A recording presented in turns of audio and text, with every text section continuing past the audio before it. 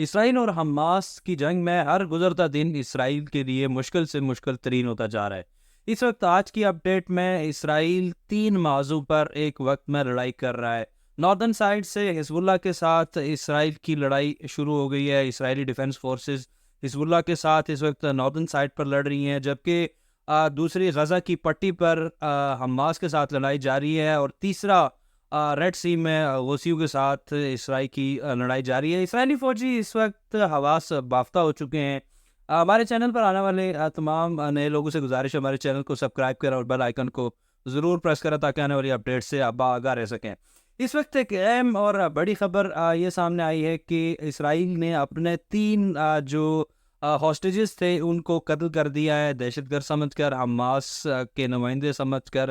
اسرائیلی افواج کا آپ کانفیڈنس لیول اور ان کے آپ دیکھیں کہ وہ کس طرح ان کا جو مورال ہے جنگی وہ کس طرح اور کتنا وہ کم ہو چکے اور کتنی وہ ڈر چکی ہیں، کتنی خوف زدہ ہے حماس کی فورسز سے اور دیگر فورسز سے۔ 3 یہ لوگ تھے جن کو حماس نے اغوا کیا تھا 7 دسمبر کو۔ ان کو آج واپس شاید حماس کی طرف سے چھوڑا گیا، یا وہ لوگ حماس کے اس سے بھاگ کر وہاں سے کہیں آئے۔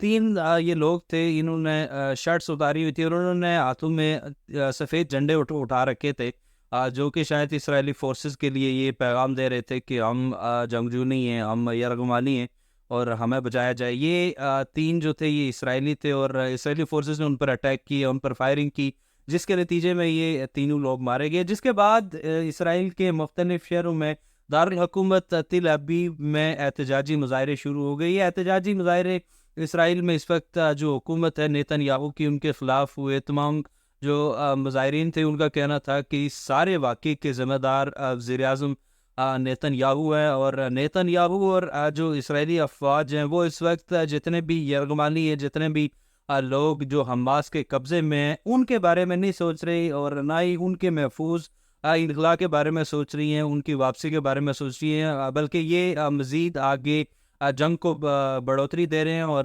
یہ حماس کے ساتھ مزید اس طرح کی ماحول بنا رہے ہیں کہ جس میں جتنے بھی اسرائیل کی عام اور نہاتے لوگ ہیں وہ اس چیز میں مارے جا رہے ہیں۔ اسرائیلیوں کا سڑکوں پر نکلنا یہ تو متوقع تھا، کیونکہ نیتن یاہو کا جنگ کا فیصلہ زیادہ دیر نہیں چل سکتا تھا، کیونکہ اس میں ایک طرف سے حماس سے نہاتے لوگ مارے جا رہے تھے جو عالمی قوانین کی خلاف ورزی تھی، انسانی حقوق کی خلاف ورزی ہے، اور دوسری جانب ابھی جو اسرائیل کے اپنے ہی لوگ ان سے مارے جا رہے ہیں۔ اسرائیلی فوج اس وقت حواس بافتہ ہو چکی ہے۔ گزشتہ روز انہوں نے ایک اسکول پر اٹیک کیا جس میں الجزیرہ کا ایک کیمرہ مین اس نے جام شہادت نوش کیا۔ آج ان کے اپنے 3 لوگ ہیں، ان کو مار دیا۔ ابھی تک کا جو اسرائیلی فوج کا نقصان ہوا اگر وہ دیکھیں تو اس وقت 13 ان کے کرنیل جو ہیں اسرائیلی ڈیفنس فورسز کے، ان کو حماس نے ہلاک کیا ہے۔ 43 ان کے میجر ہیں اور 41 کیپٹن اور 11 لیفٹیننٹ ہیں۔ یہ بڑا فگر ہے کہ اتنی بڑی تعداد میں ان کے آفیسرز مارے گئے ہیں، اور یہ سارے جتنے بھی ان کے آفیسرز مارے گئے ہیں یہ بہت پلاننگ سے مارے گئے ہیں۔ حماس کی جانب سے ان کی مختلف مقامات پر گھات لگا کر گھیراؤ کر ان کو مارا گیا ہے۔ یہ ایک اسرائیلی فورسز کی ناکامی ہے کہ ان کے جتنے بھی آفیسرز ہیں یہ ان کو بچا نہیں پا رہے۔ ایک اسرائیلی فوج کے ایک ان کے آفیسر کا کہنا تھا کہ ہر 5 منٹ میں ہم اپنا ایک سولجر کھو رہے ہیں۔ تو اس حوالے سے جو ڈیتھ رول ہے اسرائیلی افواج کا وہ بھی اسرائیل ابھی واضح نہیں کر رہا، لیکن ابھی تک کی اطلاعات کے مطابق 1200 سے زائد لوگ جن میں اسرائیلی فورسز اور عام لوگ بھی اس جنگ میں مارے جا چکے ہیں۔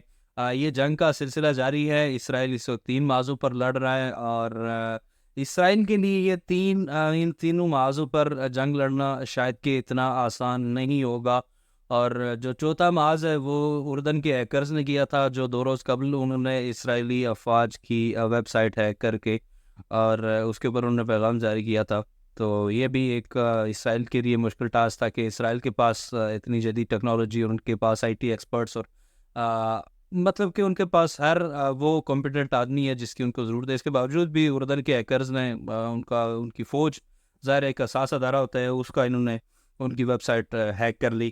گوگل نے اسرائیل کو سپورٹ کیا۔ گوگل نے کچھ معاہدہ کیا اسرائیل کے ساتھ کہ وہ اسرائیل کو کلاؤڈ سروسز دے گا، جس کے بعد امریکی شہر سین فرانسسکو میں جو گوگل کے آفس کے باہر مختلف جو ان کے ملازمین تھے انہوں نے احتجاج کیا. ان کا کہنا تھا کہ گوگل جو ہے وہ اس طرح کا معاہدہ، کوئی بھی معاہدہ اسرائیل کے ساتھ نہ کرے، اور اس طرح کے معاہدوں سے ایک تو نہاتے لوگ مارے جا رہے ہیں، اور کچھ ان کا یہ بھی ایک جو حالیہ عرصے میں ایک آئی ٹی ایکسپرٹ بھی مارا گیا ہے اسی میں، جو جس کا تعلق گوگل سے تھا، وہ بھی اس لڑائی میں غزہ میں مارا جا چکا ہے.